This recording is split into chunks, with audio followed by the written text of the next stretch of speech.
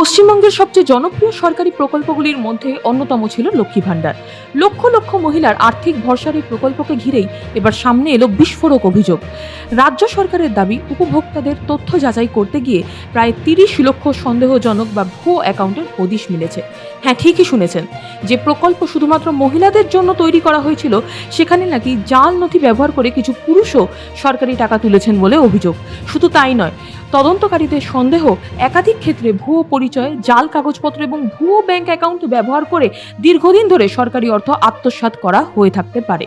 নবান্নে সাংবাদিক বৈঠকে মুখ্যমন্ত্রী শুভেন্দু অধিকারী জানান, বিষয়টির গুরুত্ব এতটাই বেশি যে সাধারণ তদন্তে নয়, সরাসরি বিশেষ তদন্তকারী দল বা সিট গঠন করা হয়েছে। কারণ প্রাথমিক রিপোর্টে যে পরিমাণ অনিয়মের ইঙ্গিত মিলেছে তা প্রশাসনিক মহলে রীতিমতন উদ্বেগ তৈরি করেছে। সূত্রের দাবি, নতুন অন্নপূর্ণা ভাণ্ডার প্রকল্প চালুর প্রস্তুতির সময় পুরনো তথ্য ভাণ্ডার খতিয়ে দেখা হচ্ছিল, আর তখনই সামনে আসে একের পর এক অসঙ্গতি। বহু আবেদনকারীর তথ্যের সঙ্গে সরকারি নথির মিল পাওয়া যায়নি। কোথাও পরিচয়পত্র নিয়ে প্রশ্ন উঠেছে, কোথাও আবার ব্যাংক অ্যাকাউন্টের তথ্য সন্দেহজনক বলে মনে করা হচ্ছে। এরই মধ্যে রাজ্যের বিভিন্ন জেলায় বেআইনিভাবে লক্ষ্মী ভাণ্ডারের টাকা তোলার অভিযোগে কয়েকজনকে গ্রেফতার করা হয়েছে বলেও দাবি সরকারের। তদন্তকারীদের অনুমান, এটি কোনো বিচ্ছিন্ন ঘটনা নয়, বরং একটি বড় চক্র এর পিছনে কাজ করে থাকতে পারে।